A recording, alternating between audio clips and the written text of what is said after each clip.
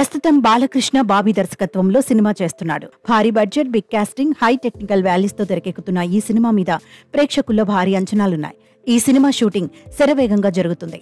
ఈ సినిమాకు సంబంధించి ఓ ఇంట్రెస్టింగ్ న్యూస్ సోషల్ మీడియాలో వినిపిస్తోంది. వాల్తేరు వీరయ్య వంటి బ్లాక్ బస్టర్ హిట్ తర్వాత బాబీ కొంత గ్యాప్ తీసుకుని బాలకృష్ణతో సినిమా చేస్తున్నాడు. ఇప్పటికే ఈ సినిమాకు సంబంధించి గ్లిమ్స్ రిలీజ్ చేయగా ప్రేక్షకుల్లో అదిరిపోయే రెస్పాన్స్ వచ్చింది. హై వోల్టేజ్ యాక్షన్ ఎంటర్టైనర్ గా ఈ సినిమాని డైరెక్టర్ బాబీ తెరకెక్కిస్తున్నాడు. తాజాగా ఈ సినిమాకు సంబంధించి ఓ ఇంట్రెస్టింగ్ అప్డేట్ బయటకు వచ్చింది. ఈ సినిమాలో శ్రీయారెడ్డి విలన్ రోల్లో కనిపిస్తోంది. తాజాగా బాలయ్య శ్రీయారెడ్డిపై కీలక సన్నివేశాలు చిత్రీకరించారు. విలన్ రోల్స్ కి కేర్ ఆఫ్ గా శ్రీయారెడ్డి నిలుస్తోంది అనడంలో ఎటువంటి సందేహం లేదు. సలార్లో రాధారామ మన్నార్గా పవర్ఫుల్ పాత్ర పోషించి విమర్శకుల ప్రశంసలు అందుకుంది శ్రీయారెడ్డి. అలానే పవర్ స్టార్ పవన్ కళ్యాణ్ నటిస్తున్న ఓజీ సినిమాలో కూడా కీ రోల్లో నటిస్తోంది.